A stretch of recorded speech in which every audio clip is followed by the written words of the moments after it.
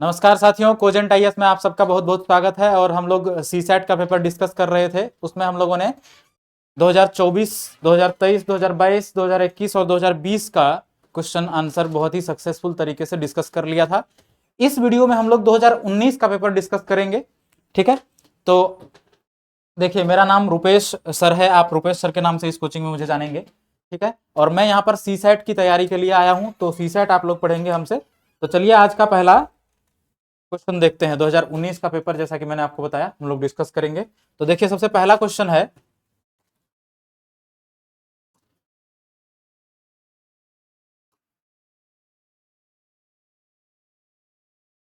तो आज का सबसे पहला क्वेश्चन है, the number of times the digit 5 will appear while writing the integers from 1 to 1000।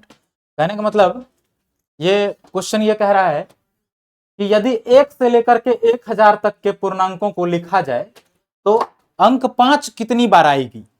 यानी कि अगर हम 1 से लेकर के 1000 तक संख्या लिखते हैं तो उसमें 5 कितनी बार आता है, यही आपसे पूछा गया है।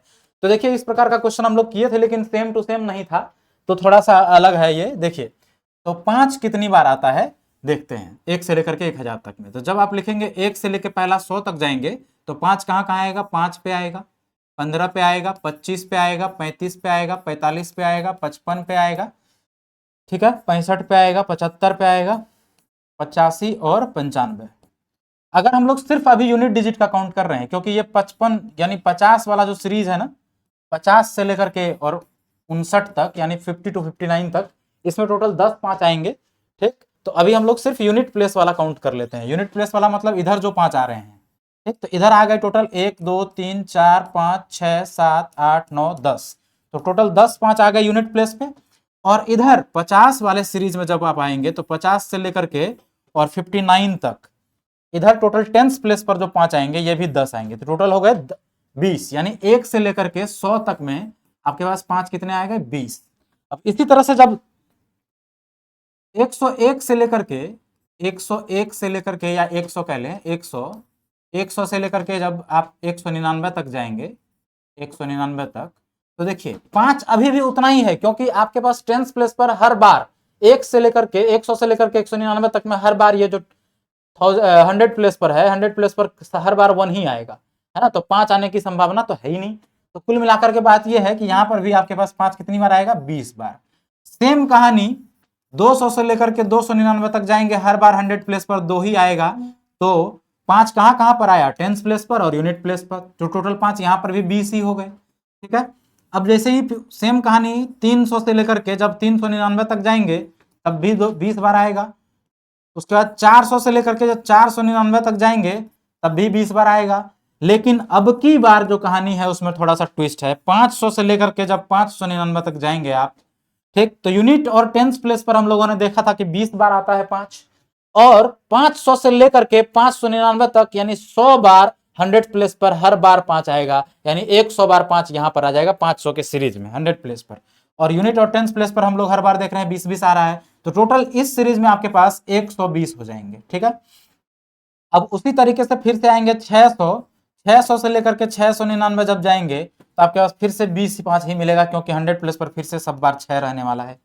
ठीक, सेम कहानी 700 से लेकर के 800 तक जाएंगे, 900 से लेकर के 1000 तक जाएंगे, तो आपको जाना कहां से कहां तक था, 1 से लेकर 1000 तक ही जाना था। तो जब से आप 1 से लेकर 1000 तक चले जाएंगे तो 700 से 800 तक वाले सीरीज में भी 20, फिर 800 से 900 वाले में भी 20, और 900 से 1000 तक में फिर से 20। तो कितने 20 हो गए, 1 2 3 4 5 6 7 8 9 10, 20 दाएं 200। तो 200 बार इधर हो गया और 100 यहां पर है, इस 20 को हमने पहले ही काउंट कर लिया था, तो टोटल इधर हो गया 300। तो यानी 300 बार 5 आएंगे 1 से लेकर के 1000 तक लिखने में। आंसर इसका सी ऑप्शन है, 300। अब आइए अगला क्वेश्चन देख लेते हैं। अगला क्वेश्चन है, a solid cube is painted yellow blue and black. एक ठोस घन को पीला नीला और काला इस प्रकार रंगा गया है कि इसके विपरीत फलक एक ही रंग के हैं। ठीक है, such that opposite faces are of the same colour. Opposite faces क्या है, सेम कलर का है, मतलब अगर इस तरफ ब्लू है तो इस तरफ वाला भी ब्लू होगा। ठीक, चलिए, the cube is then cut into 36 cubes of two different sizes। उस क्यूब को 36 इक्वल नहीं, 36 क्यूब काटा गया दो डिफरेंट साइज में। Such that 32 cubes of small, यानी 32 जो है वो छोटे क्यूब्स होंगे और 4 क्यूब्स होंगे बड़े। ठीक, टोटल 36 क्यूब में काटा गया, जिसमें 32 क्यूब जो है छोटे साइज के और 4 क्यूब जो है वो बड़े साइज के काटे गए। None of the faces are bigger of the bigger cube is painted blue. अब कह रहा है कि जो बिगर फेस है, बिगर क्यूब है, उसका कोई भी फेस ब्लू कलर से नहीं रंगा गया। How many cubes have only one faces painted? कितने ऐसे क्यूब हैं जिसका केवल एक ही फेस पेंट किया गया है? देखिए, अगर आप क्यूब एज्यूम करेंगे, ठीक है, तो इसको आप 4x4 का क्यूब एज्यूम करिए। एक सबसे पहले एक क्यूब यहां पर बना लेते हैं, एक क्यूब यहां ड्रॉ कर लेते हैं, क्यूब हमने ड्रॉ कर लिया। ठीक, अब आप इसको 4x4 में कट करेंगे, ताकि हमारे पास कितने आ जाएंगे, 4x4 में कट करेंगे टोटल 64 आ जाएंगे क्यूब। अब 64 क्यूब आ जाएंगे, हमें लेना है 32। तो अगर आप साइड वाले को देखेंगे, अगर मैं ऐसा कट लगाऊं, एक फेस पर मैं काट के दिखाता हूं, ये देखिए, तो ऐसा हो गया 16, है ना।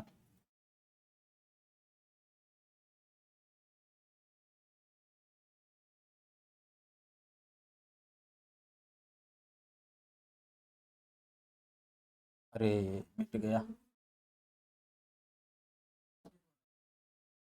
चलिए कोई नहीं, इसको देख लेते हैं। तो ये जैसे यहां से हुआ, ठीक है, तो इस तरह से ये सही से बना नहीं, लेकिन आप इसमें समझ सकते हैं। देखिए, इधर हो जाएगा, इधर वाला अगर साइड वाला इस साइड में देखेंगे तो इधर वाला हमारे पास टोटल 16 टुकड़े हैं, इधर भी हमारे पास 16, मतलब सारे 16 16 16, टोटल 64 क्यूब बने। हमें लेना है 32 एक साइज का, छोटे साइज का, और 4 बड़े साइज का। तो उसको हम लोग डिसाइड क्या करते हैं कि इधर वाला फलक पे, इधर वाला फलक पे ये वाला पार्ट निकाल लेते हैं, 16 इधर से और 16 इधर से। तो 16 16 इधर से निकल के 32 हो गए। अब बीच वाला में जो इधर दो दो बचे हैं, यानी दो दो, तो इसको हम लोग क्या करेंगे ना, इधर वाले इस दोनों को, इस दोनों को, इस दोनों को इधर, यानी कि इधर 4 क्यूब मिला करके एक क्यूब बनाएंगे हम लोग। ठीक, क्योंकि 4 बोला है, बिगर बनाना है। ठीक है, तो इधर जो 32 बने, 32 अगर मैं सबका एक यूनिट मान लेता हूं, सबका जो साइड लेंथ है, यानी लेंथ, हाइट और जो ब्रेड्थ है, वो सबका अगर 1 यूनिट मान लेते हैं, ठीक है, तो छोटे वाले क्यूब का, स्मॉल क्यूब का जो वॉल्यूम हो जाएगा वो 1 हो जाएगा, 1 यूनिट। टोटल इसका जो टोटल नंबर ऑफ क्यूब है 64 है, तो 64 यूनिट हो जाएगा वॉल्यूम। हमने 32 छोटा छोटा निकाल लिया तो 32 यूनिट कट गया। अब जो 32 बचा है हमारे पास, उसमें से अगर 4 निकालेंगे तो 8 वॉल्यूम का निकल जाएगा कि नहीं? वॉल्यूम जिसका 8 यूनिट होगा, ऐसे 4 निकल जाएंगे। तो वो 4 देखिए, ये 4 वाले छोटे छोटे छोटे वाले 4 इधर से, फिर इधर से, उसी तरीके से यहां से और यहां से, इस तरीके से बीच वाला बड़ा वाला 4 निकाल देंगे। तो बड़ा वाला अगर निकाल देंगे, ठीक है, तो ये हमारे पास जो ये कंडीशन कह रहा था 36 क्यूब, जिसमें से 32 छोटा होगा और 4 बड़ा होगा, तो ये 32 और 4 वाला सिस्टम ये हमारे पास मौजूद है। अब कह रहा है कि आप हमें ऐसे क्यूब का संख्या बताइए जिसका केवल एक फेस पेंटेड है। तो देखिए, साइड वाला कोई भी लेंगे, अगर ये कोना वाला लेते हैं तो आप एक फेस इधर का, एक फेस इधर का, एक फेस इधर का, 3 फेस पेंटेड मिलेगा, है ना। और अगर आप इधर कहीं पर भी लेते हैं एज पर, तो 2 फेस पेंट मिलेगा। यानी अगर आपको केवल एक ही साइड पेंटेड चाहिए तो बीच वाला लेना पड़ेगा। और बीच वाला अगर इधर से निकालेंगे तो इधर, क्योंकि बड़ा वाला है ना, तो बड़ा वाला जो है ये निकलेगा, तो हमारे पास ये एक इधर से निकलेगा, तो इसका यहां से यहां तक पेंटेड होगा। तो एक फेस ये हो गया, एक फेस ये, क्योंकि बड़ा वाला का तो ये 4 वाला फेस है, ये बड़ा फेस है ना, तो ये वाला दोनों साइड पेंटेड मिलेगा। तो कहने का मतलब केवल एक साइड पेंटेड आपको केवल छोटा वाला मिलेगा, और वो भी कहां से, जो इधर का हम लोग 16 टुकड़ा निकाले थे, इधर का 16, उसमें से एकदम बीच वाला जो टुकड़ा होगा, ये और ये, इसका केवल बाहरी साइड पेंटेड होगा और अंदर का कोई भी साइड पेंटेड नहीं होगा। तो आप इधर से 4 और सेम तरीका से इधर से भी 4, है ना। तो टोटल 8 ऐसे क्यूब आपको मिलेंगे जो जिसका केवल एक फेस पेंटेड होगा, बाहरी फेस। तो आंसर इसका 8 है। चलिए, अगर किसी दिन क्यूब में डेली, अब क्यूब का क्या है, बहुत सारा क्वेश्चन आ रहा है ना, तो मैं अब क्या करूंगा, डेली अब से क्यूब रखा करूंगा। तो अगर इस टाइप का क्वेश्चन आएगा, आपको बिल्कुल क्यूब दिखा करके उसमें फिल करवा देंगे। इस क्वेश्चन को मैं दोबारा से क्लास में डिस्कस करूंगा, टेंशन नहीं लेना है, ठीक है। चलिए अगला क्वेश्चन देखते हैं। अगला क्वेश्चन ये है कि A and B are 2 heavy steel blocks. A और बी 2 हैवी स्टील ब्लॉक्स है। इधर ए है हमारे पास और ये हमारे पास बी है, ये दोनों स्टील ब्लॉक्स हैं, ठीक है। If B is placed on the top of A, कह रहा है कि बी को उठा के अगर ए पे रख दिए हम, ये रहा बी को उठा के हमने ए पे रख दिया, द वेट इंक्रीज्ड बाय 60%, तो वेट 60% से बढ़ जाता है। यानी ए पे अगर हमने बी को रख दिया तो ए प्लस बी क्या हो गया, ए प्लस 60% ऑफ ए, 60% बढ़ गया, यही बोला है ना। तो कहने का मतलब ए प्लस बी अगर हम लोग निकालेंगे तो ये हो जाएगा ए प्लस 60% ऑफ ए, कहने का मतलब 60/100 इंटू ए, ये जीरो खत्म, 2 से काटेंगे 3/5, ए प्लस 3a/5, तो ये हो जाएगा 5a प्लस 3 8a, ये हो गया 8a/5, यानी a प्लस बी की वैल्यू 8a/5 है। और b हमारे पास, अगर ये a प्लस बी इतना है तो इसका मतलब b हमारे पास क्या है, 60% ऑफ a, है ना। तो b का वैल्यू आ जाएगा 60% ऑफ a, कहने का मतलब 60/100, ये कट गया और a इधर आ जाएगा, तो ये हो जाएगा 3/5a, 3/5a। तो b हमारे पास 3/5a है, a प्लस बी की वैल्यू 8a/5 है। आपको पूछा है कि how much weight will reduce with respect to the total weight of a and b if b is remove from the top of a। अगर b को remove कर देंगे तो इतना ही परसेंट तो घटेगा, इतना ही घटेगा, है ना। तो with respect to a and b बोला है, यानी a प्लस बी, तो a प्लस बी को नीचे रखिए, b को ऊपर रखिए, तो b को ऊपर रख देंगे, ये हो जाएगा 3a/5 whole divided by 8a/5 into 100% निकालना है, तो ये 5 से 5 चला गया, ठीक। ये हो गया आपको, इसको ऐसे पलट देंगे, 3a/8a इंटू 100, ए से ए चला गया, इसको 4 से काट दीजिए, 25 हो जाएगा, इसको 4 से काट देंगे तो 2 हो जाएगा, कहने का मतलब 3/2 गुना 25, 25 दिया 75/2, 75/2 कितना होता है, 75/2, 35 गुना 70, 37.5, यानी डी इसका करेक्ट आंसर है, ठीक है। तो इसका आंसर हो गया करेक्ट डी, 37.5%। तो अगर हम लोग बी को रिड्यूस करें, यानी कि कितना वेट हटा, अगर बी को हटा देंगे कितना वेट घट जाएगा, ए और बी के रिस्पेक्ट में, यही पूछा था, तो आंसर हो जाएगा 37.5%। अब आइए अगला क्वेश्चन देखते हैं। अगला क्वेश्चन है, mister X has 3 children, the birthday of first child falls on the 5th Monday of April. श्रीमान एक्स के 3 बच्चे हैं, पहले बच्चे का जन्मदिन अप्रैल के 5वें सोमवार को पड़ता है और दूसरे का नवंबर के 5वें बृहस्पतिवार को पड़ता है। उसके तीसरे बच्चे का जन्मदिन किस दिन है, जो 20 दिसंबर को पड़ता है।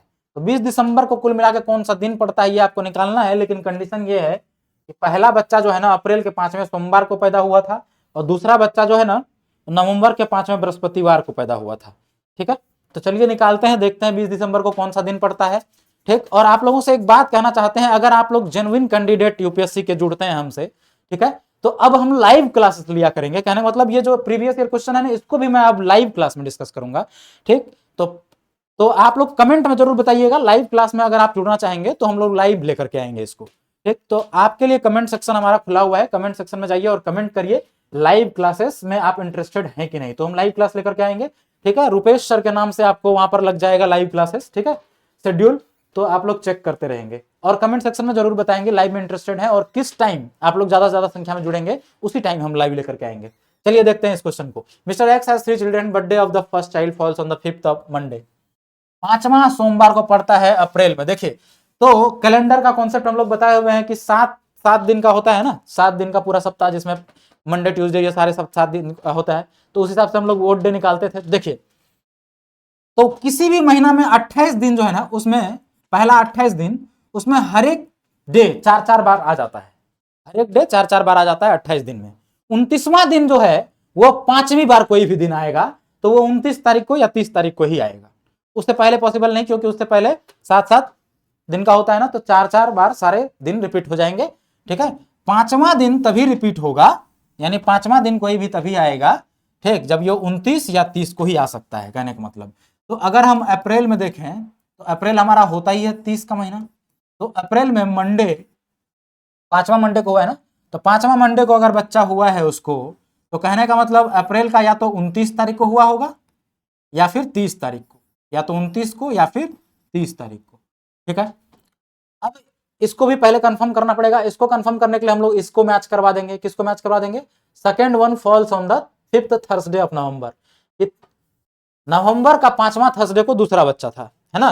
तो पहले अगर हम लोग मान लेते हैं कि 29 तारीख को इसका 5वां मंडे था, है ना, 29 अप्रैल को, है ना, 5th मंडे 5वां मंडे अगर 29 को पड़ता है, 29 को अगर मंडे पड़ता है, ठीक है, तो 30 को क्या पड़ेगा, 30 को ट्यूसडे पड़ेगा, 30 को क्या पड़ेगा, ट्यूसडे, 30 को ट्यूसडे पड़ेगा।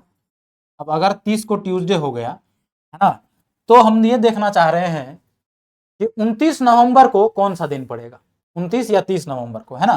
तो 30 तारीख को अगर ट्यूसडे है 30 तारीख को, तो यहाँ से अगर हम लोग निकालना चाहें अप्रैल के बाद मई आ जाएगा 1 तारीख है ना, तो मई में हम देखें तो हमारे पास ओड डे आ जाएगा 3, जून में आ जाएगा 2, जुलाई में फिर से 3, अगस्त में भी 3, सितंबर में 2, अक्टूबर में फिर से 3 और नवंबर में अगर हम 29 को देखना चाह रहे हैं तो 7 चौको 28 तक तो पूरा चला जाएगा, एक दिन बचेगा इधर 29 तारीख को देखना चाह रहे हैं। ठीक है, तो देखिए ओड डे क्या कह रहा है, 3 2 5 3 8, 8 3 11 2 13, 13 3 16 1 17, 17 में 14 कैंसिल हो जाएगा, 3 दिन बचा। तो 3 दिन अगर इसमें जोड़ देते हैं तो ट्यूसडे, वेडनेसडे, 3 दिन अगर जोड़ेंगे तो ट्यूसडे के बाद 3 दिन जोड़ेंगे तो ये हो जाएगा वेडनेसडे, थर्सडे और फ्राइडे। तो ये 29 तारीख को फ्राइडे आ जा रहा है हमारे पास। ठीक है, 29 को फ्राइडे आ जा रहा है और 30 को सैटरडे। तो कहने का मतलब 29 तारीख को मंडे तो नहीं होगा, 29 तारीख को मंडे नहीं होगा, तो अब एक ही ऑप्शन बच रहा है 30 तारीख को होगा। ठीक है, तो चलिए अब 29 वाला को कैंसिल कर देते हैं, 30 तारीख लेते हैं। 30 को अगर मंडे है, 30 को अगर हमारा मंडे है 30 अप्रैल को, तो यहां से हमारे पास मई में फिर से कितना ओड डे, 3 ओड डे, जून में 2, जुलाई में 3, अगस्त में भी 3, सितंबर में 2, अक्टूबर में 3 और नवंबर में फिर से 2 या 1, 29 तारीख को ले लेते हैं 1 है ना, 28 तक कैंसिल हो जाएगा। तो ये हो गया 3 2 5 3 8, 8 3 11 2 13, 13 3 16 1 17। तो 17 में 7 दूना 14 कैंसिल हो जाएगा, 3 ओड डे बचा। तो यहाँ पर 3 ओड डे, अब ये अगर मंडे है, ठीक है, तो 3 ओड डे क्या हो जाएगा, तो यहाँ कौन सा लिए थे 29, यानी 29 को फिर से मंडे हो जाएगा। 29 को नहीं, ये मंडे 30 को है, ठीक है ना, तो 3 ओड डे बच रहा है ना, 3 ओड डे देखिए, तो 3 ओड डे यानी कि यहाँ पर क्या हो जाएगा, +3 हो जाएगा इसमें। तो ये हो गया ट्यूसडे, वेडनेसडे, थर्सडे है ना, तो तीसरा दिन कौन सा पड़ रहा है, थर्सडे पड़ रहा है। तो कहने का मतलब ये वाला हमारा वैलिड है, 29 तारीख को हमारा थर्सडे आ जा रहा है। ठीक, अब अगर 29 को थर्सडे आ जा रहा है, 29 को अगर थर्सडे आ जा रहा है, तो 29 को 5वां थर्सडे आ जा रहा है नवंबर में, है ना, तो हमारे पास 30 तारीख को क्या आ जाएगा, 30 तारीख को, 30 नवंबर को आ जाएगा फ्राइडे, 30 नवंबर को फ्राइडे आ जाएगा। अब हमें 20 दिसंबर तक जाना है, तो 1 दिसंबर को क्या आ जाएगा, 1 दिसंबर को सैटरडे आ जाएगा, 1 दिसंबर को क्या आ जाएगा, सैटरडे। अब 1 दिसंबर को अगर सैटरडे आ जाएगा तो 1 के बाद फिर सैटरडे कब होगा, 8 को सैटरडे, 8 7 15 को फिर सैटरडे, 15 को सैटरडे और 15 के बाद सैटरडे या तो गिन लीजिए दिन, या फिर 15 7 22, 22 को फिर से सैटरडे आएगा। हमें 20 तक ही जाना था, 2 दिन घटा दीजिए, तो 21 को फ्राइडे रहा होगा और 20 को थर्सडे, यानी 20 दिसंबर को ही पूछा था वो, और 20 दिसंबर को हमारे पास निकल के आ गया क्या, कि थर्सडे उस दिन है। तो इसका आंसर क्या हो जाएगा, ऑप्शन बी थर्सडे, बृहस्पतिवार। यानी तीसरा बच्चा जो उसका 20 दिसंबर को हुआ था, उस दिन कौन सा दिन रहा होगा, उस दिन रहा होगा बृहस्पतिवार। चलिए अगला क्वेश्चन देखते हैं। अगला क्वेश्चन ये है, सेलोगिज्म का क्वेश्चन है, सम रैट्स आर कैट। चलिए, सम रैट्स आर कैट, ये अगर हमारा रैट्स है, ये हमारा रैट है, सम रैट आर कैट, यहाँ पर कैट है, ठीक है। सम कैट्स आर डॉग, कुछ जो बिल्ली है वो कुत्ते हैं, आइए ये डॉग बना लेते हैं। ठीक, इसका दूसरा केस भी पॉसिबल ये हो सकता है कि ये हमारा रैट है, ये कैट है, ठीक, और ये बोला है कि सम कैट्स आर डॉग्स। ठीक, तो सम रैट्स भी इसमें तो हो सकता है ना, ऐसे भी तो हो सकता है, ये भी हमारा डॉग हो सकता है ना। चलिए अब अगला है, नो डॉग इज अ कॉ, कोई भी कुत्ता गाय नहीं है, कोई भी कुत्ता गाय नहीं है। डॉग इधर है, एक भी डॉग हमारा कॉ नहीं है, तो लेकिन कॉ ऐसे हो सकता है, ये हो सकता है हमारा कॉ, या कॉ यहाँ हो सकता है अलग से बना हुआ, है ना, ऐसा भी हो सकता है। चलिए, तो यही वेन डायग्राम पॉसिबल है। अब हमारे पास कंक्लूजन है, उसको पढ़ते हैं। नो कॉ इज अ कैट, नो कॉ इज अ कैट, कोई भी गाय बिल्ली नहीं है। तो कॉ अगर यहाँ पे है तो कोई भी गाय बिल्ली नहीं है, लेकिन वही कॉ अगर इधर आ जाता है, यहाँ पे ऐसे बन जाता है यहाँ पे, तो देखिए यहाँ पे कुछ बिल्ली इसमें आ जाता है, यानी हम श्योर नहीं कह सकते ये हमारा जो निष्कर्ष है सही होगा, तो ये हमारा क्या हो गया, गलत हो गया।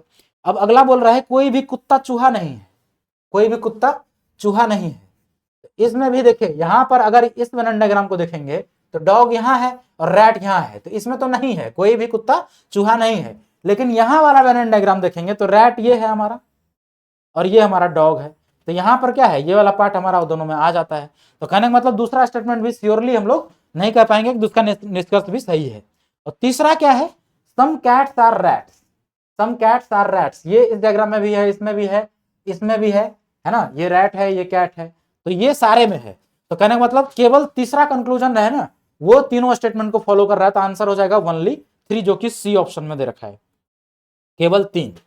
ठीक है, चलिए अगला क्वेश्चन देख लेते हैं। अगला क्वेश्चन है, number of parallelogram that can be formed from a set of 4 parallel lines intersecting another set of 4 parallel lines. देखिए एक पैरेलल लाइंस दिया हुआ है, देखिए चार पैरेलल लाइन का एक सेट इधर से दिया गया है। अब बोला है कि 4 और पैरेलल लाइन का एक सेट है, ठीक, और उनको इंटरसेक्ट कराने पर कितने टोटल पैरेललोग्राम बन सकते हैं। ठीक, तो देखिए इधर से भी अगर 4 हम लोग बना लें, 4, तो टोटल पैरेललोग्राम की संख्या पूछा है कितना होगा। देखिए पैरेललोग्राम बनाने के लिए आपके पास कोई भी 2 पैरेलल लाइन इधर से 1 2 और कोई भी 2 पैरेललोग्राम इधर से, आप अगर 2 पैरेलल लाइन सेलेक्ट कर लेंगे, यानी 2 पैरेलल लाइन इधर से 4 में से कोई भी 2 सेलेक्ट करिए, इस दोनों को भी करेंगे, इसको और इसको करेंगे तब भी बनेगा, है ना। अगर आप दोनों बाहर वाले को करें, इधर वाले को और इधर वाले को सेलेक्ट करें तब भी पैरेललोग्राम बनेगा, है ना। तो कहने का मतलब किसी भी 2 को इधर से कर लीजिए, इधर वाले से किसी भी 2 को सेलेक्ट करिए, तो आंसर इसको कैसे करते हैं 4c2 से। तो 4c2 से हमने इधर वाले किसी भी 2 पैरेलल लाइन को चुन लिया। अब इधर वाले में भी सेम कहानी, कोई भी 2 पैरेलल लाइन चुनिए, एक पैरेललोग्राम तो आपके पास बनेगा ही बनेगा। तो इधर वाले को भी चुनेंगे तो 4c2, टोटल कितने बनेंगे मल्टीप्लाई कर दीजिए, तो 4c2 हो जाता है आपके पास 6, और ये वाला भी 4c2 हो जाएगा 6, 6 गुना 6 36 होता है।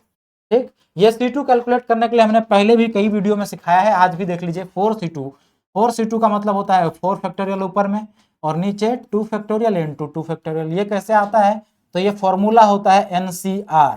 ठीक, NCR का होता है n फैक्टोरियल ऊपर में और नीचे होता है r factorial into n minus r factorial. ठीक है, तो यहाँ पर n की वैल्यू 4 है, 4 और r की वैल्यू 2 है, तो यहाँ पर n फैक्टोरियल हो गया यानी 4 फैक्टोरियल, इधर r फैक्टोरियल यानी 2 फैक्टोरियल, और n माइनस r, तो 4 माइनस 2 कितना हुआ 2, तो इसीलिए ये हुआ। इसको जब सॉल्व करेंगे आप तो आंसर आएगा 6।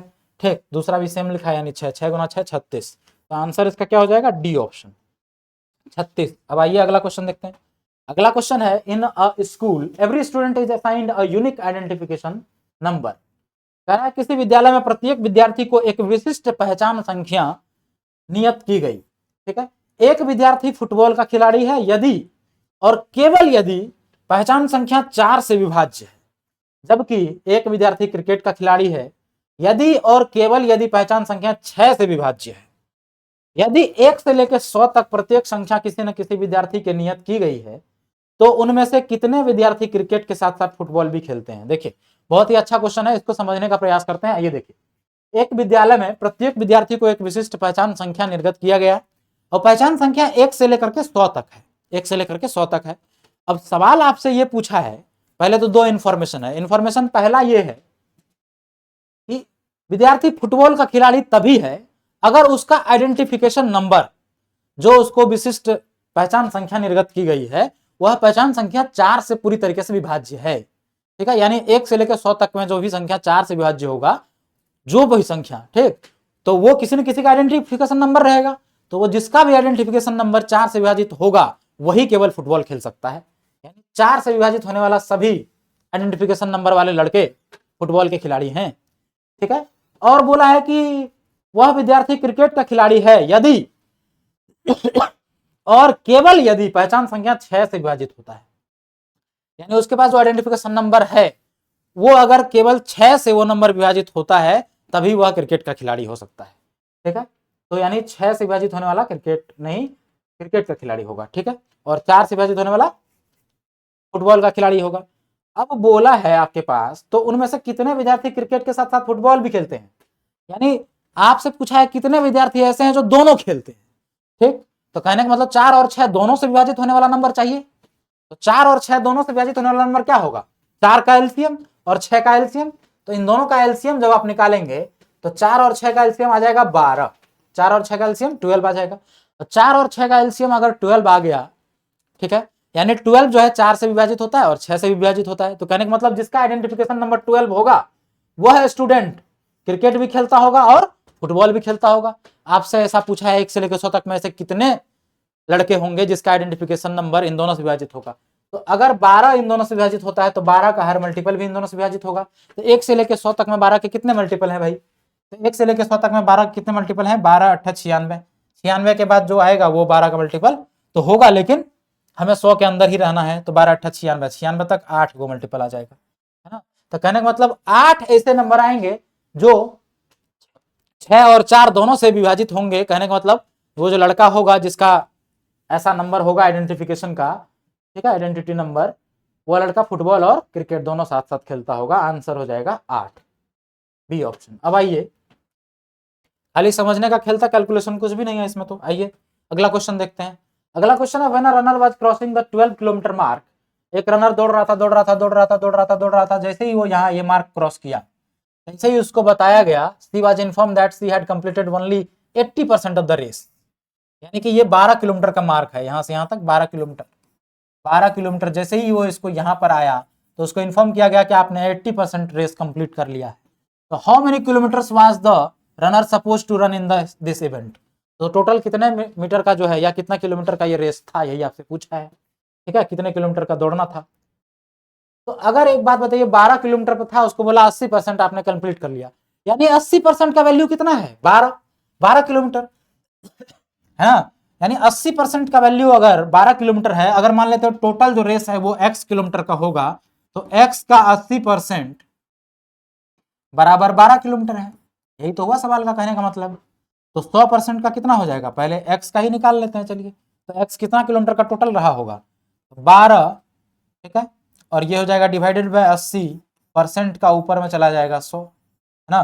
तो यहां से ये 0 चला गया, 4 से इसको काटिए,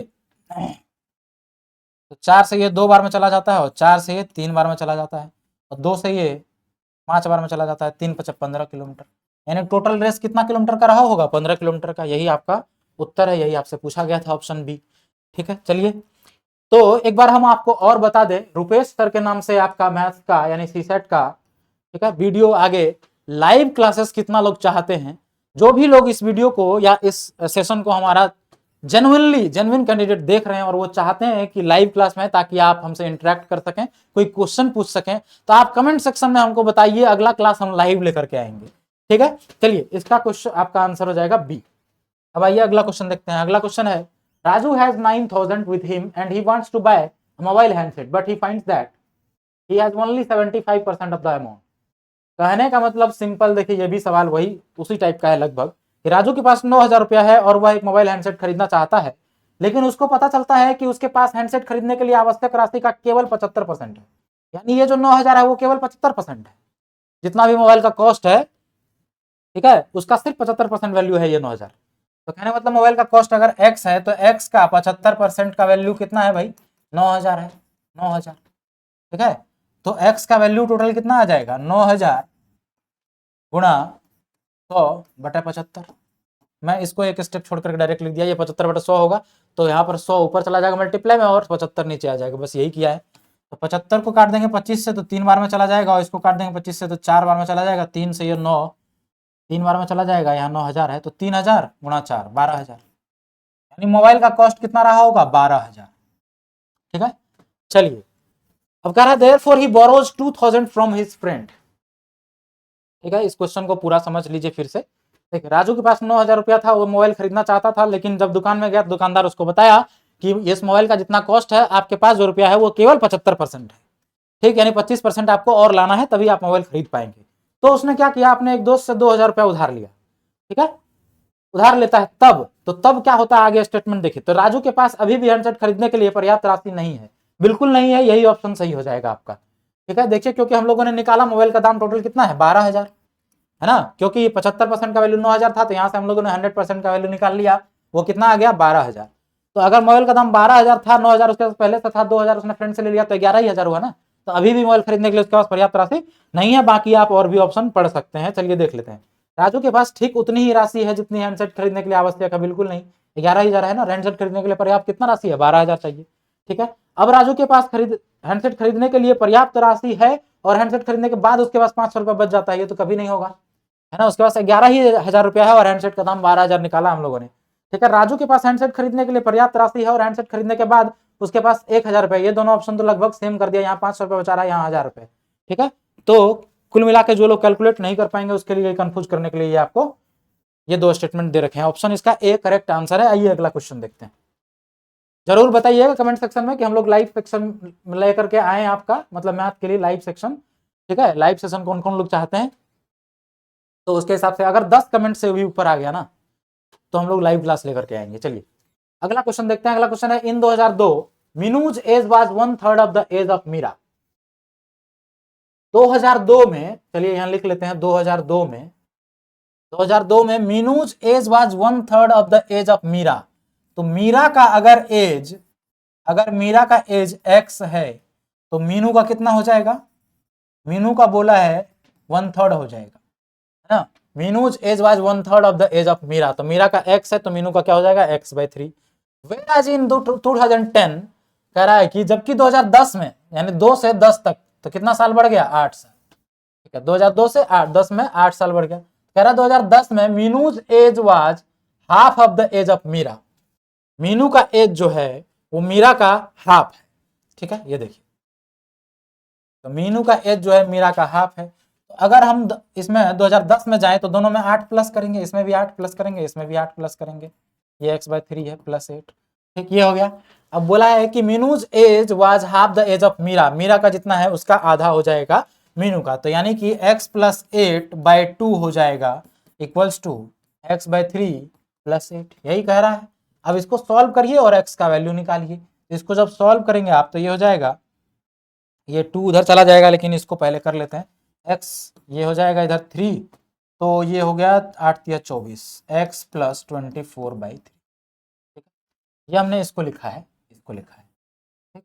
चलिए अब इसको अगर आप क्रॉस मल्टीप्लाई करेंगे तो ये हो जाएगा 3x + 8 × 24 इक्वल्स टू 2x + 24 दूना 48। 2x को इधर ले आइए तो x बचेगा, 24 को उधर भेज दीजिए तो 24 बचेगा, यानी x का वैल्यू 24 है। तो x किसका है, ये मीरा का x था 2000 ईस्वी में, है ना। हमने इसी में 8 प्लस कर दिया था, 2010 आ गया यहाँ पे ये 2010 का एज आ गया है, क्योंकि ओरिजिनल 2002 में हमने x माना था, ये 2002 का है, इधर ये पूरा जो है ना पूरा 2010 का आ गया, ठीक है। तो मीरा का x है, यानी मीरा का कितना है 24, मीरा का अगर 24 है तो मीनू का कितना हो जाएगा 24/3 यानी 8, मीनू का 8 हो जाएगा। किछा पूछा किसका है, देखिए what is the Meenu's year of birth, Meenu का जन्म किस वर्ष हुआ था ये पूछा है ना, मीनू के जन्म का वर्ष क्या है। तो मीनू का एज आज 8 साल है, कब 2002 में, 2002 में वो 8 साल की है, इसका मतलब 8 साल पहले उसका जन्म हुआ होगा, तो वही पूछा है। 8 घटा दीजिए 2002 में से तो 6, ये हो जाएगा 1994, 2002 में से 8 घटाएंगे, 2 इधर घट गया, 6 और घटा देंगे 1994, यानी 1994 में वो पैदा हुई थी, तभी 2010 में उसका एज 8 साल का, सॉरी 2002 में उसका एज 8 साल हो गया था, ठीक है। चलिए उत्तर हो गया 1994। अब आइए अगला क्वेश्चन देख लेते हैं। अगला क्वेश्चन है, Rakesh and Rajesh together bought 10 balls and 10 racket. Rakesh और राजेश दोनों साथ में गए एक दुकान पर और उसमें दोनों ने 10 बॉल और 10 रैकेट खरीदे, ठीक है। अब राकेश ने 1300 रुपए खर्च किए और राजेश ने 1500 रुपए खर्च किए। If each racket cost 3 times the ball Dutch, तो एक रैकेट का जो प्राइस है वो बॉल का 3 गुना है। तो अगर हम बॉल का x मान लें, बॉल का प्राइस जो है वो x रुपीज है, तो रैकेट का कितना हो जाएगा, रैकेट का बोला है 3 टाइम्स है, तो रैकेट का 3x हो जाएगा, ठीक है। अब ये बोला है कि टोटल 10 बॉल और 10 रैकेट खरीदे गए, तो एक बॉल का कॉस्ट अगर x है तो 10 बॉल का कितना हो जाएगा 10x। उसी तरीके से एक रैकेट का कॉस्ट 3x है, तो 10 रैकेट का कॉस्ट कितना हो जाएगा 10 × 3x यानी 30x। और ये दोनों ने खर्च किए हैं 1300 + 1500 रुपए। बस इसको सॉल्व कर लीजिए, 1500 + 1300, 1500 + 1300 ये हो गया 2800, 10 30 और 10 40x, 40x इक्वल टू 1500 + 1300 2800, ठीक है। यहां से 0 और 0 काट दीजिए, x का वैल्यू हो जाएगा 4 × 7 = 28, 70 रुपया। यानी एक बॉल का कॉस्ट जो है 70 रुपया है, तो रैकेट का कितना हो जाएगा 3x, 7 × 210। जिसका भी पूछा है उसका आंसर दे दीजिए, किसका पूछा है। Then what is the price of the racket, racket का पूछा है तो 210 हो जाएगा, बॉल का पूछा होता तो ए ऑप्शन आंसर होता। ठीक है, चलिए अगला क्वेश्चन देख लेते हैं। अगला क्वेश्चन है P Q R are 3 towns. P Q R 3 towns है, 3 शहर है। The distance between P and Q is 60 kilometre. P और क्यू के बीच का दूरी, यहाँ पर अगर पी है, यहाँ क्यू है, बीच का दूरी 60 किलोमीटर है। And P and R is 80 kilometre. P और आर के बीच का डिस्टेंस जो है वो 80 किलोमीटर है। Q is in the west of P. Q जो है पी के वेस्ट में है, तो पी अगर यहाँ पे है तो पी के वेस्ट में यहाँ पर क्यू है, ये पी है, ये क्यू है। पी क्यू के बीच का दूरी 60 है, 60 किलोमीटर, ठीक, वेस्ट ऑफ। उसके बाद बोला है R is in the south of P, और आर जो है पी के साउथ में है, पी के साउथ में यहाँ आर है, और पी आर के बीच का दूरी कितना था, 80। यही है। अब पूछा क्या है, what is the distance between Q and R. Q and R, तो क्यू यहाँ है, आर यहाँ है, इनके बीच का दूरी ये होगा। तो कहने का मतलब ये देखिए एक राइट एंगल ट्रायंगल बन गया है। यहाँ राइट एंगल है, ये हाइपोटेनियस है। हाइपोटेनियस बराबर होता है, हाइपोटेनियस बराबर होता है under root P square plus B square, यही होता है पाइथागोरस थ्योरम। तो ये जो पी स्क्वायर है ये 60 है, और ये हमारा जो बी है वो 80 है, तो 60 का स्क्वायर करेंगे तो ये हो जाएगा 6 के 3600 प्लस 8, 80 का स्क्वायर करेंगे तो 8 64 हो जाएगा, 6400। 6400 और 3600 को जोड़ेंगे तो ये आ जाएगा 10,000। तो 10,000 को जब रूट से बाहर निकालेंगे, 10,000 को जब रूट से बाहर निकालेंगे तो उत्तर आ जाएगा 2020, यानी 1 0 बाहर आ जाएगा। तो 1 0 यहाँ से, 1 0 यहाँ से, तो 100 किलोमीटर। तो कहने मतलब क्यू और आर का बीच का डिस्टेंस कितना है, 100 किलोमीटर, डी ऑप्शन। ठीक है, तो इसका उत्तर हो गया 100 किलोमीटर। अब आइए अगला क्वेश्चन देखते हैं। अगला क्वेश्चन है all members of a club went to Mumbai. एक क्लब के सभी मेंबर्स, सभी सदस्य मुंबई गए घूमने के लिए। ठीक है, एक होटल में रुके। पहले दिन 80% खरीदारी के लिए गए, 50% पर्यटन के लिए गए, जबकि 10% ने होटल में विश्राम किया। 10% कहाँ किया, होटल में विश्राम किया। तो देखिए अगर 100% लोग थे, ठीक है, 100%, या हम 100 के हैं, ठीक, 10% होटल में ही रुक गए, तो 90% है जो बाहर गए हैं। 90% है जो बाहर गए हैं। अब उस 90% में से पहले दिन 80% खरीदारी के लिए, 80% गए खरीदारी के लिए। तो अगर हम यहाँ पर एक वेन डायग्राम बना लें और यहाँ लिखें शॉपिंग के लिए, ये गया शॉपिंग के लिए, खरीदारी के लिए, ठीक है, और एक वेन डायग्राम और बनाए यहाँ पे, और ये कहाँ गया है, 50% पर्यटन के लिए, यानी टूरिस्ट साइट गए घूमने के लिए। 50% इधर गए, ये कहाँ गए, टूरिस्ट, टूर के लिए। ठीक है, ये गए 50%, और ये गए शॉपिंग वाले 80%। ये 80 है और ये 50 है। अब आप अगर इन दोनों को जोड़ेंगे तो 80 प्लस 50 करेंगे तो 8 5 13, 130 हो जा रहा है ना। आना कितना चाहिए था, केवल 90, है ना, क्योंकि 90% ही लोग बाहर गए, 10% विश्राम पे है। ठीक है, तो 90 आना चाहिए, आपको आ रहा है 130, यानी 40 जो है इस बीच में रहा होगा, तभी ना ये आ रहा है। 40% यहाँ रहा होगा बीच में, यानी ये दोनों तरफ है। यानी इस 80 में 40 इधर के भी हैं, टूर वाले भी, और इस 80 में भी 40 इधर वाले भी हैं। ठीक, तो प्योर अगर देखें, प्योर शॉपिंग करने के लिए लोग कितने गए, तो 80% टोटल थे, 40 यहाँ दोनों में है। तो अगर केवल शॉपिंग वाला पूछेगा तो केवल शॉपिंग वाला कितना हो जाएगा, 80 में 40 घटा दीजिए, 40 हो जाएगा। उसी तरह अगर केवल टूर वाला पूछेंगे तो कितना हो जाएगा, 50% टोटल थे, 40 इधर आ जाएगा तो 10 हो गया, है ना। ये 10 हो गए, 10%। ठीक, अब देखिए 40 40 80 और 10 90 हो गया ना, 90% लोग थे। ठीक, तो कहने का मतलब 40 यहाँ बीच में डाले तो हमारा सही इक्वेशन बन रहा है। अब क्वेश्चन क्या बोल रहा है, देखिए which of the following conclusions can be drawn. तो पहला कंक्लूजन ये है कि 40% members were went for shopping as well as sight seeing. तो देखिए 40% लोग जो है वो शॉपिंग के साथ साथ साइट विजिटिंग के लिए भी गए थे। बिल्कुल सही बात है, ये जो 40% बीच वाले हैं ये दोनों में है, ये शॉपिंग में भी है और टूर वाले में भी है। तो ये हमारा स्टेटमेंट बिल्कुल सही हो जाएगा पहला। दूसरा बोला है 20% members went for only shopping. केवल शॉपिंग के लिए तो 40% गए ना, यहाँ 20 बोला है, तो इसलिए ये हमारा गलत हो जाएगा। हाँ, केवल टूर के लिए बोलता तो केवल 10%, लेकिन तब भी यहाँ 20% दे रखा है, तो दूसरा स्टेटमेंट जो है ना ये हर हाल में गलत हो जाएगा। आंसर हमारे पास क्या हो जाएगा, ओनली वन, ऑप्शन ए, केवल एक हमारा इसका सही उत्तर है। अब आइए अगला क्वेश्चन देखते हैं। अगला क्वेश्चन है, किसी विद्यालय में 60% विद्यार्थी क्रिकेट खेलते हैं, जो विद्यार्थी क्रिकेट नहीं खेलता है वह फुटबॉल खेलता है। तो क्रिकेट अगर 60% विद्यार्थी खेलता है, 60% विद्यार्थी अगर क्रिकेट खेलता है तो 40% ऐसे होंगे जो फुटबॉल खेलते होंगे। 40% होंगे जो फुटबॉल खेलते होंगे। चलिए देखिए 60% क्रिकेट वाले, जो क्रिकेट नहीं खेलता है वो फुटबॉल खेलता है, यानी 40% जो क्रिकेट नहीं खेल रहा है वो केवल फुटबॉल खेल रहा है। ठीक है, अब हर फुटबॉल खिलाड़ी के पास एक 2 पहिया वाहन है, यानी इस 40% के पास 2 पहिया वाहन है, ये कंफर्म है। इसके पास है कि नहीं है, ये कंफर्म नहीं है। चलिए अब बोला है उपर्युक्त आंकड़ों में निम्नलिखित में से कौन से निष्कर्ष नहीं निकाले जा सकते हैं, यानी इनकरेक्ट ऑप्शन आपको बताना है, कैन नॉट बी ड्रॉन। ठीक है, कौन सा निष्कर्ष इसमें से नहीं निकाला जा सकता है वो पूछा है। तो चलिए देखते हैं। पहला निष्कर्ष यह है कि 60% विद्यार्थियों के पास 2 पहिया वाहन नहीं है। ठीक है, तो देखिए कह रहा है कि देखिए 40% के पास कंफर्म है, ये तो है। इसके पास कितने के पास है, कितने के पास नहीं है, ये हमें कंफर्म नहीं है। हो सकता है इसमें से 30% के पास हो सकता है इसमें से 50% के पास हो, है ना। तो कहने का मतलब हम ये नहीं बोल पाएंगे कि 60% यानी इन सभी के पास में से किसी के पास 2 पहिया वाहन नहीं है, तो यानी ये हमारा इनकरेक्ट हो जाएगा। अब आइए अगला देखते हैं। अगला का निष्कर्ष ये है कि किसी भी क्रिकेट खिलाड़ी के पास 2 पहिया वाहन नहीं है। ये तो वही बात हो गई, 60% ही इधर है, तो यही सेम बात इधर लिख दिया, तो ये भी गलत हो जाएगा, तो ये दोनों गलत हो गया।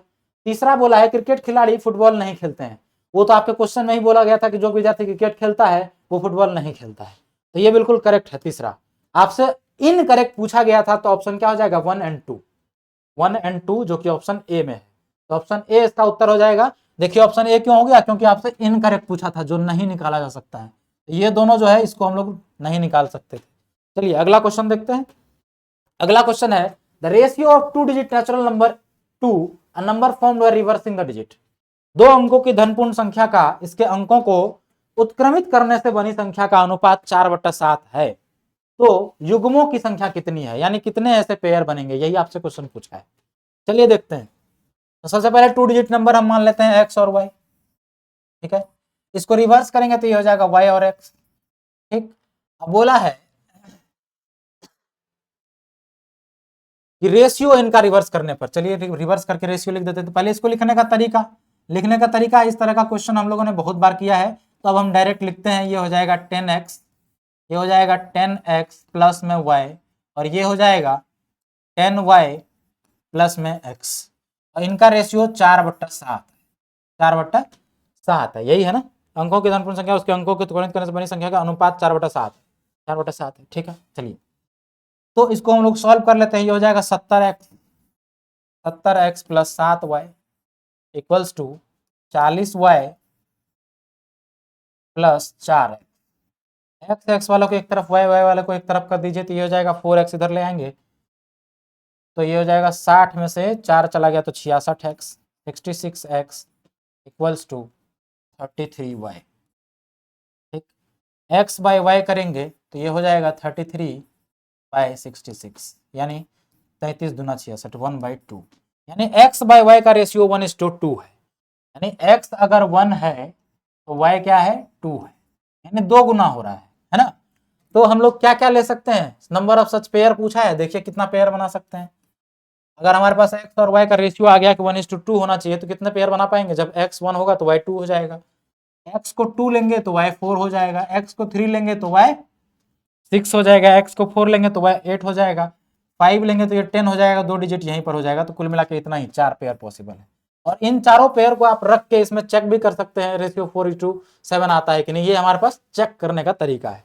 चलिए कोई बात नहीं, आप रख के चेक कर लीजिएगा, उत्तर इसका फिलहाल 4 है। चलिए अगला क्वेश्चन देखते हैं। अगला क्वेश्चन है in an examination A has scored 20 marks more than B।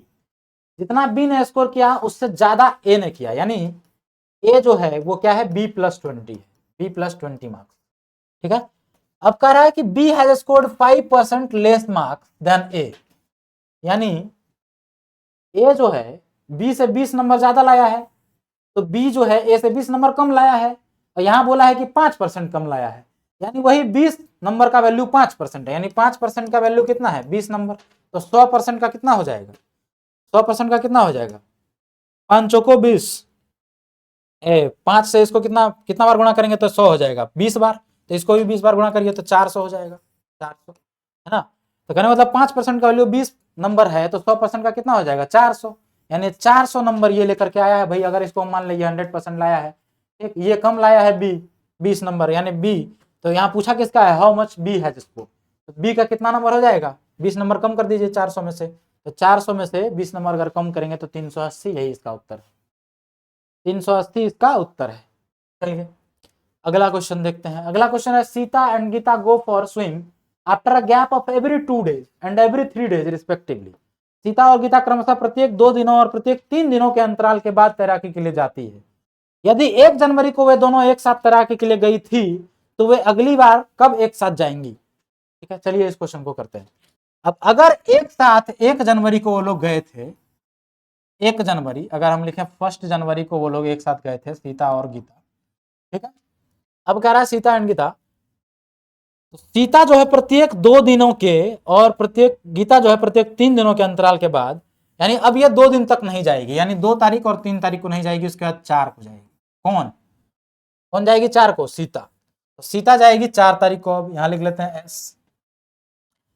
फिर गीता कब जा रही है, गीता जा रही है 3 दिन के तरह गैप के बाद, यानी गीता जाएगी 5 तारीख को। तो मिलन तो नहीं हुआ, पूछा है मिलन कब होगा। तो ये अगर 4 को गया था फिर 2 दिन छोड़ेगा ये, यानी 5 और 6 नहीं जाएगी ये, फिर कब जाएगी ये 7 को, फिर कब जाएगी ये 7 को। और ये जाती है 3-3 दिन के गैप पे, तो ये जाएगी 6, 7 और 8 को नहीं जाएगी, ये 9 को जाएगी, फिर ये 9 को जाएगी, है ना। तो यानी कि गीता फिर से 9 को, फिर भी मिलन नहीं हुआ, ये आ गई 7 को, ये आ गई 9 को। अब अगली बार ये फिर जाएगी कब, 10 को, 2 दिन का गैप हो गया यहाँ पे, सीता जाएगी 10 को, है ना। तो इस तरीके से सीता जाएगी 10 को, तो गीता कब जाएगी 9 में फिर से 10, 11, 12, 3 दिन छोड़ेगी तो 13 को जाएगी, गीता 13 को जाएगी, ठीक। और सीता कब जाएगी 10 के बाद, फिर से 11 और 12 छोड़ेगी, फिर से 13 तो हो जाएगी। तो कहने का मतलब 13 तारीख को ये दोनों दोबारा एक साथ जा रहे हैं, ठीक है। ये एकदम बेसिक तरीके से हम लोगों ने कैलकुलेट किया, इस तरीके से आप करके देख सकते हैं। 13 तारीख को फिर से दोबारा वो लोग एक साथ मिलेंगे, ठीक है। 2-2 और 3-3 के अंतराल पर जा रही है। या इसको ऐसे देख ले कि 2 के अंतराल पर तो कितना हो जा रहा है, 4 हो रहा है, एक का 5 हो रहा है ना। एक का हो रहा है, एक इधर 2 तारीख 3 तारीख 4 तारीख को, और इधर 3 दिन छोड़ रहा है तो 5 को, हाँ इसी तरीके से। तो यहाँ से आप एलसीएम के तरीके से भी निकाल सकते हैं। बाकी हमने बहुत ही बेसिक तरीके से इसको कैलकुलेट करके देख लिया है। 13 जनवरी इसका उत्तर है। आइए अगला क्वेश्चन देखते हैं। अगला क्वेश्चन है XYZ are 3 contestant in a race of 1000 metre. 1000 metre का एक रेस है, XYZ 3 कंटेस्टेंट है। Assume that all run with different uniform speed, और सभी अलग अलग यूनिफॉर्म स्पीड से दौड़ रहे हैं। कह रहा है कि एक्स गिव, मान लीजिए कि वे सभी विभिन्न एक समान गतियों से दौड़ते हैं। वाई एक्स से 40 मीटर आगे से दौड़ना शुरू करता है, यानी एक्स जो है वाई को 40 मीटर का स्टार्ट दे रहा है, 40 मीटर का स्टार्ट दे रहा है, यानी वाई जो है ना 40 मीटर आगे से दौड़ेगा। यानी 1000 मीटर अगर एक्स दौड़ रहा है 1000 मीटर, तो वाई जो है ना वह एक्स से 40 मीटर आगे से दौड़ रहा है, यानी ये 40 मीटर कम दौड़ेगा, यानी ये दौड़ेगा 960 मीटर, ये दौड़ेगा 960 मीटर। और जेड दौड़ेगा, जेड को कितना स्टार्ट दे रहा है भाई, जेड एक्स से 64 मीटर आगे से दौड़ रहा है, यानी 936 बच जाएगा। नहीं तो जेड का 936 बच गया। अब रेशियो को जो ना सेम बनाना है हम लोगों को, इसको काट देते हैं। सबको अगर हम लोग 8 से काट दें, 8 से इसको काटेंगे ये हो जाएगा 125। इसको अगर 8 से काटते हैं तो ये हो जाता है 8 का 8, 8 दूनी 16, 8 दूनी 16, 0 120 हो गया। और इसको काट देंगे तो ये कितना हो जाएगा, 8 का 8, फिर से 8 का 8, और 8 7 56, 117, ठीक है। अब इसमें क्या है कि एक बारी एक्स वाई था और एक बारी एक्स जेड था, तो यहाँ पर एक्स जेड का अगर हम करेंगे तो तब भी इतना ही आएगा, 125 और 117, है ना। तो नहीं 125 117 नहीं आएगा, एक करके देख लेते हैं, एक बारी एक्स इनका कंपेरिजन कर लेते हैं। ये 117 है फिलहाल, ठीक है, ये 120 है और ये 125 है। चलिए तो कह रहा है if y and z were to compete in a race of 1000 how many meters start will y give to z। अच्छा y का ही पूछा है, चलिए कोई बात नहीं, तब तो हमें नहीं करना है, ये सेम ही आएगा, कर लेंगे। तो y और z का ही पूछा है, तो कहने का मतलब z का अगर हम देखें तो ये 117 मीटर ही जाता है उतना टाइम में जितना में ये 120 जाता है ना, क्योंकि ये स्पीड का रेशियो है। अगर हम इस तरीके से सोचें तो ये हो जाएगा तो कहने का मतलब y को जो है ना z को कुछ स्टार्ट देना पड़ेगा, यानी z को कुछ आगे से दौड़वाना पड़ेगा, तभी ना सेम पायदान पे रहेंगे दोनों। तो सेम पायदान पर अगर, क्योंकि रेस लगवाना है तो सेम पायदान पे देना पड़ेगा दोनों को। तो अगर हम इसको, तो वही पूछा है कितना स्टार्ट देगा, तो y जो है z को कितना स्टार्ट देगा, है ना, z y से कितने मीटर आगे से दौड़ना शुरू करेगा। ठीक, तो आइए देख लेते हैं 1000 में ये कितना दौड़ लिया होगा, है ना। तो अगर हम इसको 1000 तक ले जाएं, 120 मीटर है ये, तो 1000 तक ले जाएं, 1000 में इससे डिवाइड कर देते हैं, है ना। इसको अगर 120 से डिवाइड करते हैं, ये यहाँ से चला गया 100/12, इसको 4 से काट दीजिए, तो 4 से हो जाएगा 25 बार में, और 4 से हो जाएगा 3 बार में, यानी 25/3।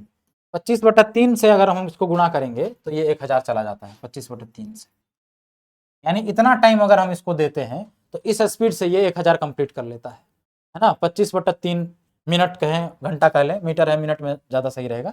तो इतना मिनट अगर टाइम इसको देते हैं y को, तो ये 1000 कंप्लीट कर लेता है। तो इतना ही मिनट इसको भी देना पड़ेगा, तो इसको भी मल्टीप्लाई कर दीजिए। तो 117 में अगर आप 25/3 से मल्टीप्लाई करेंगे, तो 3 से इसको काटिए, 7 1 8 1 9, हाँ 3 से कट जाएगा, तो 3 से ये कटेगा, 3 3 9, 2 3 9 27, तो 39 बार में 39 गुणा 25 करेंगे तो ये कितना हो जाएगा, 39 गुणा 25, 9 पंचा 45 के 5, 9 पंचा 45 के 5, हाथ में 4, 5 दिया 15, 9 दुना 18, 18 और 15, 15 दुना 30 और 3 33, 33 और 4 37 के 7, हाथ में 3, 3 दुना 6 और 3 9, 975। यानी जब तक हमारा ये वह 1000 कंप्लीट कर ले रहा है, तब तक हमारा जो इसका जो स्पीड है, उस स्पीड से सेम टाइम चलने पर ये केवल 975 मीटर ही कवर कर पा रहा है। तो कहने का मतलब y को इसको 25 मीटर का स्टार्ट देना पड़ेगा, यानी 25 मीटर आगे से दौड़वाना पड़ेगा। ये 1000 में 25 मीटर तो कम है, यानी 25 मीटर अगर आगे से दौड़वार कर देंगे तो ये दोनों सेम पायदान पर रहेगा। तो कहने का मतलब प्रतिस्पर्धा बराबर की रहेगी, तो कुल मिला के 25 का स्टार्ट y को x इसको z को देना पड़ेगा। ठीक है, यानी y जो है z को देगा। चलिए, तो y जो है z को कितना मीटर का स्टार्ट देगा, 25 मीटर का। ये भी क्वेश्चन हो गया। अगला क्वेश्चन देखते हैं। अगला क्वेश्चन है, if x is greater than equal to 25, यानी x क्या है, 25 या 25 से बड़ा है, यानी 25 से छोटा x नहीं हो सकता। y is less than equal to 40, y is less than equal to 40, यानी y की जो वैल्यू है वो या तो 40 या 40 से छोटा है। Then which one of the following is always correct, तो नीचे वाला कौन हमेशा सही है ना, सदैव, कौन सा सदैव सही है, कौन सा एक। तो देखिए यहाँ कह रहा है कि x जो है y से बड़ा है, x जो है y से बड़ा है, x जो है 25 से बड़ा है और y 40 से छोटा है, तो हमेशा कहाँ बड़ा होगा, x 26 भी हो सकता है, तो y क्या हो सकता है, y 40 हो सकता है, 39 हो सकता है, 38 हो सकता है, यानी 0 से लेकर 40 तक तो हो ही सकता है ना। लेकिन x जो है 25 26 27 भी हो सकता है, तो हमेशा कहाँ बड़ा हो रहा है। तो कहने मतलब पहला जो है ना ये इनकरेक्ट हो गया। दूसरा बोला है y माइनस एक्स 15 से बड़ा है, y माइनस एक्स, तो y की वैल्यू अगर हम लोग मान लेते हैं 40 है या 40 से छोटा हो सकता है ना, और x की वैल्यू 25 या 25 से बड़ा हो सकता है। x की वैल्यू 25 अगर मान लेते हैं तो यहाँ पर डिफरेंस देखें तो 15 हो रहा है ना, और ये हमेशा 25 से बड़ा ही होगा, और ये हमेशा घटेगा ही, और ये बढ़ेगा ही, तो डिफरेंस और कम होगा। तो 15 से कहाँ ज्यादा होगा, तो 15 से छोटा होगा, बड़ा नहीं होगा। तो दूसरा स्टेटमेंट भी आपका गलत हो गया। अब यहाँ पर बोला है 15 से छोटा या उसके बराबर होगा, ये बिल्कुल सही, इसी में हम लोगों ने देख लिया था। क्योंकि ये देखिए x जो है यहाँ पे हमने 25 लिया है, और x हमेशा 25 या 25 से बड़ा ही होगा, है ना, 25 या 25 से बड़ा ही होगा। तो कहने मतलब x जो है ये हमेशा बढ़ेगा, लेकिन y क्या बोला है कि y 40 रहेगा या 40 से छोटा रहेगा, तो ये इसका वैल्यू हमेशा घटेगा ही। तो अगर ये घटेगा और ये बढ़ेगा, तो दोनों के बीच का डिफरेंस जो है y माइनस एक्स, ये तो हमेशा बढ़ेगा, घटेगा ना। तो ये अगर हमेशा घटेगा तो ये 15 से कम ही होगा, ये 15 से कम ही होगा, ऑलवेज कम होगा, है ना। या दोनों का अगर मैक्सिमम वैल्यू ले लेंगे तो 40 माइनस 25 यानी 15, मैक्सिमम वैल्यू 15 होगा, या नहीं तो क्या होगा, हमेशा 15 से छोटा होगा, बड़ा नहीं होगा। तो बी ऑप्शन गलत हो जाता है, सी ऑप्शन आपका करेक्ट होता है। ठीक है, तो चलिए सी ऑप्शन इसका करेक्ट उत्तर हमें मिल चुका है। अब हम लोग आगे नहीं देखेंगे, या देख भी सकते हैं आप। लीजिए x प्लस वाई बोला है ग्रेटर देन और इक्वल टू 65, तो अगर आप दोनों को जोड़ दें तो ये दोनों मिला के कितना हो रहा है, 65, यानी 65 बराबर तो हो सकता है, लेकिन क्या बोला है यहाँ पे, बड़ा भी हो सकता है क्या। तो बड़ा कैसे होगा, आप सोचिए, ये घटेगा और ये बढ़ेगा, है ना। तो ये इसको, ये अगर घटता चला जाएगा और इसको बढ़ाते चले जाएंगे, ठीक, तो ये मैक्सिमम वैल्यू हमारे पास है, दोनों का मैक्सिमम लिया है तब हमारे पास ये आया है ना। इसका मतलब इससे छोटा ही आएगा, इससे बड़ा नहीं आएगा। तो डी ऑप्शन भी आपका गलत हो जाएगा। आप लोग निकाल करके इसको रख के वैल्यू चेक कर लेंगे। बाकी ऑप्शन हमारे पास सी, इसका उत्तर आ चुका है, आंसर तो एक ही होता है, तो इसको तो गलत वैसे भी होना था, है ना। तो चलिए अगला क्वेश्चन देखते हैं। अगला क्वेश्चन है, Anna was born 4 years after her parents marriage. कह रहा है इना के माता पिता के विवाह के 4 वर्ष बाद इना पैदा हुई थी, ठीक है। उसके माता पिता यानी उसकी जो माता है उसके पिता से 3 वर्ष छोटी है।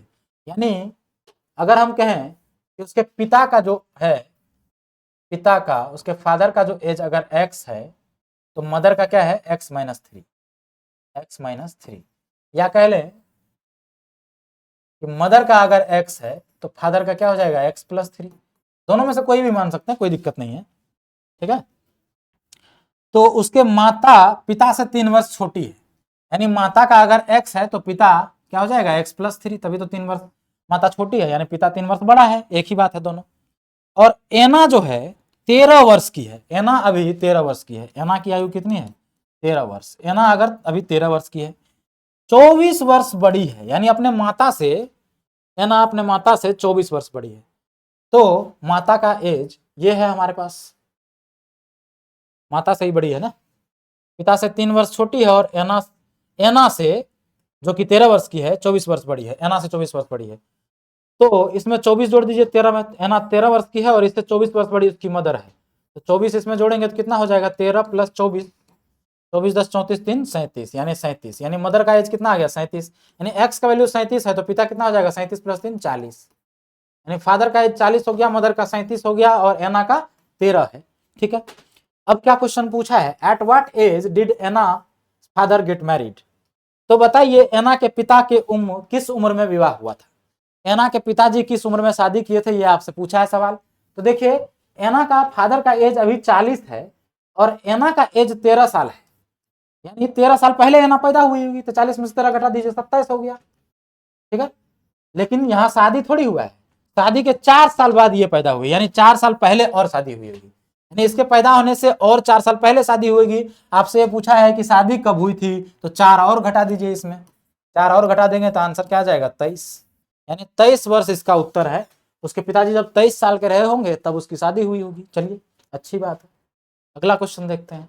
अगला क्वेश्चन है, Rakesh had money to buy 8 mobile.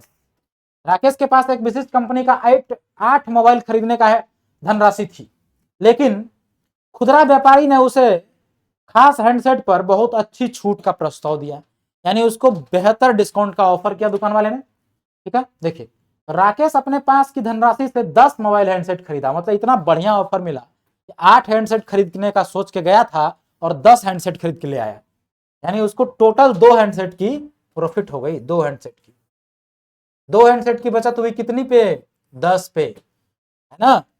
खुदरा व्यापारी द्वारा प्रस्तावित छूट कितनी थी, प्रस्तावित छूट कितनी थी, तो छूट कितनी थी वही निकालना है हमें। तो कितना डिस्काउंट था, डिस्काउंट उसको कितना मिल गया, 2 मोबाइल का डिस्काउंट मिल गया, यही तो डिस्काउंट हुआ ना, तो पूरा 2 मोबाइल उसको डिस्काउंट में मिल गया, कितने पे, 10 मोबाइल पे, 100 से मल्टीप्लाई कर देंगे, यही आपका प्रतिशत है, तो कितना आ गया, 20%, यानी उसको टोटल 20% की छूट मिल गई, 20% इसका उत्तर है, उत्तर ऑप्शन बी, ऑप्शन बी में है 20%, ऑप्शन बी करेक्ट उत्तर है। अगला क्वेश्चन देखते हैं, चलिए अगला क्वेश्चन है, the average marks of 100 students are given to be 40। 100 students का एवरेज मार्क्स ऑफ 100 स्टूडेंट, हाँ ठीक है, 100 विद्यार्थी का औसत अंक 40 है, एवरेज कितना है, 40 है, कितने स्टूडेंट का, 100 स्टूडेंट, ठीक। अब बोला है बाद में यह पाया गया कि एक विद्यार्थी का अंक 53 था जिसे भूल से 83 पढ़ा गया, यानी if it was found later that marks of one student were 53 which were misread as 83, the corrected mean marks are, ठीक है। तो संशोधित औसत अंक कितना है, देखिए गलती से औसत 40 आ गया था, क्यों, क्योंकि एक स्टूडेंट का जो मार्क्स है वो 53 था और गलती से जोड़ने वाले ने उसको 83 जोड़ लिया। तो देखिए एवरेज कैसे निकालते हैं, एवरेज क्या निकालते हैं, जैसे 100 स्टूडेंट है तो 100 स्टूडेंट का मार्क्स यहां पर लिखेंगे ऊपर में, मार्क्स पहला स्टूडेंट का, मार्क्स दूसरा स्टूडेंट का, ठीक है, सभी स्टूडेंट के मार्क्स को जोड़ेंगे और नीचे 100 से डिवाइड कर देंगे, यही करते हैं एवरेज में, यही करते हैं। तो अगर हम सभी स्टूडेंट के मार्क्स को जोड़ेंगे और 100 से डिवाइड कर देंगे, तो अगर हमने 53 की जगह 83 जोड़ लिया तो कितना एक्स्ट्रा जोड़ लिया, 83 - 53 यानी 30, 83 माइनस 53 करेंगे तो आपके पास आ जाएगा 30, यानी 30 नंबर आपने एक्स्ट्रा जोड़ लिया। इस जोड़ में 30 नंबर एक्स्ट्रा जोड़ गया, उसी की वजह से आपका एवरेज 40 आ रहा है। यानी 30 नंबर कम कर दीजिए, 30 नंबर, और 100 से नीचे डिवाइड भी तो हो रहा है सभी नंबर में, तो 30 में अगर 100 से डिवाइड कर देंगे तो ये आ जाएगा 0.3, यानी 0.3 एवरेज जो है ना वो ज्यादा आ गया है। तो 40 आया है, वो 0.3 ज्यादा है, तो करेक्ट एवरेज कितना हो जाएगा? 40 में से 0.3 घटा दीजिए, 39.7, यानी 39.7 इसका करेक्ट एवरेज होना चाहिए। ये आपके बी ऑप्शन में है, तो बी ऑप्शन इसका करेक्ट आंसर है। ये शॉर्टकट तरीका हमने बताया, ये जो लोग नहीं समझ पाते उस तरीके को, उसके लिए हमने ये बता दिया, ठीक है, कि पर 100 स्टूडेंट पे हमने 30 नंबर एक्स्ट्रा जोड़ दिया था, इसके लिए आप 30 नंबर को 100 से डिवाइड कर दिया, ठीक है। चलिए अगला क्वेश्चन है, what is x in the sequence? Sequence ये है 132, 129, 124, 117। देखिए इस सीक्वेंस को जब आप ऑब्जर्व करेंगे, यहां लिखा हुआ है 132, यहां लिखा है 129, 124, 117, 106, 106, 93 और यहाँ है x। आपसे x का वैल्यू पूछा है, तो देखिए इसमें हम लोग डिफरेंस देख लेते हैं कितना का है, 32 और इधर 29 है, 3 का डिफरेंस है, यानी 3 हुआ है माइनस। यहाँ से अगर यहाँ आते हैं, 29 में से 24 कितना घट गया? 5, माइनस का 5 हुआ है। 24 में से 117, 4 3 7, माइनस का 7 हुआ है। इधर 7 और 4 11, माइनस का 11 हुआ है। इधर 7 और 6 13, माइनस का 13 हुआ है। ये जो घट रहा है ना, ये कोई सीरीज में नहीं है, लेकिन एक चीज अगर आप ऑब्जर्व करेंगे तो ये एक चीज का सीक्वेंस जरूर है, और वो सीक्वेंस क्या है? वो सीक्वेंस है 7 और 4, 7 4 11, 106 है ना, 106 और इधर 93 है, तो 7 इधर और 4 इधर, तो 7 4 11, तो 11 तो यहाँ हो रहा है, यहाँ कैसे हो गया? दोबारा से घटा लेते हैं। देखिए 132 में से 129 गया तो -3, 129 में से 124 माइनस का 5, 124 में से 117 तो 3 इधर 4 इधर, माइनस का 7, अरे ये क्या हो जा रहा है, माइनस का 7, 117 और इधर 106 है, 7 और 4 11, माइनस का 11 यहाँ पे, 6 इधर है और 93 इधर, यानी 7 इधर और 6 इधर, तो 7 6 13, माइनस का 13, ठीक ही था। तो अगर आप इसको ऑब्जर्व करेंगे तो ये सब प्राइम नंबर है, जो कि 3 से स्टार्ट होकर के और आगे बढ़ता गया है, ठीक है। 3 भी एक प्राइम नंबर है, 5 प्राइम नंबर, 7 11 13, तो अगला प्राइम नंबर कौन सा होगा? 17, यानी इसमें से अगर आप 17 घटा देंगे तो आपका उत्तर है माइनस का 17। तो 17 घटा के देखते हैं, तो 93 में से 17 घटाएंगे तो कितना बच जाएगा? 93 में से 10 जाएगा तो 83, और 83 में से 7 और चल जाएगा तो कितना हो गया? 76, 76 आपके सी ऑप्शन में है, तो यानी यही इसका करेक्ट उत्तर है, ठीक है। तो कुल मिला के यहाँ पर जो सीरीज बन रहा था, इस सब में से क्या घट रहा था? एक प्राइम नंबर घट रहा था, जो कि 3 से शुरू हुआ था, तो यही इसका उत्तर है। चलिए अगला क्वेश्चन देखते हैं।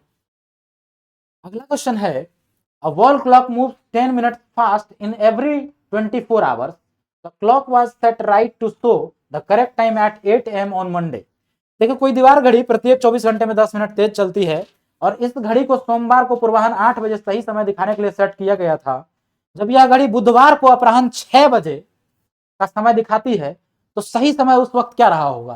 क्योंकि ये क्या है कि हर 24 घंटा में ये 10 मिनट तेज हो जाता है, यानी 10 मिनट आगे बढ़ जाता है। ये घड़ी जो है ना 10 मिनट फास्ट चलता है हर 24 घंटा में, ठीक है। और मंडे को इसको सुबह में 8 बजे सेट किया गया था, तो अगर मंडे को यहाँ सुबह में 8 बजे सेट किया गया था, तो मंडे 8 बजे से कब तक गया है? ये बुधवार तक, है ना। तो ट्यूसडे के बाद वेडनेसडे, 24 घंटा इधर, 24 घंटा इधर, 2 बार 24 घंटा, यानी 48 घंटा हो गया। 24 घंटा में 10 मिनट भागता है, तो 48 घंटा में 20 मिनट, यानी 20 मिनट एक्स्ट्रा तो ये सुबह 8 बजे वेडनेसडे को हो गया होगा। अब शाम में 6 बजे पूछा है, तो शाम में 6 बजे टोटल कितना हो गया? सुबह 8 बजे से लेकर शाम 6 बजे तक कितना घंटा हो गया? 8 4 12 और 6 उधर, तो 4 इधर 12 6 उधर, तो 6 4 10 घंटा, 10 घंटा हो गया, है ना। तो 20 मिनट तो ऑलरेडी यहाँ फास्ट हो चुका है 8 बजे सुबह तक। अब बाकी के 10 घंटे में और कितना फास्ट होगा? तो 24 घंटे में देखिए 24 आवर में ये 10 मिनट फास्ट होता है, 1 घंटे में कितना? 10/24, है ना। तो 10 घंटे में कितना? 10 बटा 24 गुना 10 है ना, गुना 10। तो इसको अगर काटेंगे तो ये हो जाएगा 100 बटा 24, 100 बटा 24, तो 24 चौको 96, यानी 4 इंटीजर 4/24। ठीक, तो इसको अगर हम लोग कन्वर्ट करेंगे सेकंड में आ जाएगा। फिर यार यहाँ आपके एक भी ऑप्शन में सेकंड उत्तर है ही नहीं, केवल 5:36, 5:30, 5:24, 5:18, खाली मिनट में हिसाब किया है। तो देखिए मंडे 8 बजे से ट्यूसडे 8 बजे, ट्यूसडे 8 बजे से वेडनेसडे 8 बजे तक आपके पास 20 मिनट घड़ी आगे चल चुकी थी, और शाम के 6 बजे तक 4 मिनट और आगे बढ़ रही है। तो टोटल कितना मिनट बढ़ गया आगे, 24 मिनट आगे का टाइम दिखा रहा है। यानी घड़ी में एक्चुअल टाइम कितना हो रहा होगा, 6 नहीं बजा होगा, 6 से 24 मिनट पहले होगा। तो 24 मिनट पहले कितना, 6 में 24, 6 बजे, यानी कि 6 बजे अगर में से अगर 24 मिनट माइनस कर लेते हैं तो 5:36 होना चाहिए, है ना। 36, 60 में से 20 गया 40, 4 गया 36, हाँ ठीक है, यानी 5:36 हो रहा होगा। ठीक है, सेकंड का हिसाब इसमें ऑप्शन में था ही नहीं, इसलिए हम लोगों ने किया नहीं। बाकी अगर इसको आप करना चाहें तो ये इसको अगर काटेंगे तो ये 4 6 24, 1/6, और 1/6 को अगर सेकंड में कन्वर्ट करेंगे, 1/6 मिनट हो गया ये, इसको सेकंड में कन्वर्ट करेंगे 4 से मल्टीप्लाई करेंगे 10 सेकंड। ठीक है, तो कहने का मतलब अगर टोटल देखते तो हम लोग कितना हो जाता है, ये 24 मिनट और 10 सेकंड, 24 मिनट 10 सेकंड पीछे था ये। ठीक, तो अगर सेकंड में भी होता ये तो इसका उत्तर 5:35 होता। ठीक है, चलिए फिलहाल उत्तर 5:36 है। ठीक है, तो आज यहीं तक रखते हैं, मिलते हैं हम लोग नेक्स्ट वीडियो में, तब तक के लिए बने रहिए हमारे साथ। और हाँ, कमेंट में जरूर बताइएगा कितने लोग चाहते हैं कि लाइव क्लास में हम ये सवाल डिस्कस करें, ताकि आप लोगों से अच्छा इंटरेक्शन हो और आप लोग अपना डाउट, अपना क्वेरी वहीं पर पूछ सकते हैं हमसे। ठीक, इंटरेक्ट करना चाहते हैं, जानना चाहते हैं हमारे बारे में, तो लाइव आइए, कमेंट में हमें बताइए, तो हम नेक्स्ट क्लास लाइव लेकर के आएंगे। तब तक के लिए बहुत बहुत धन्यवाद।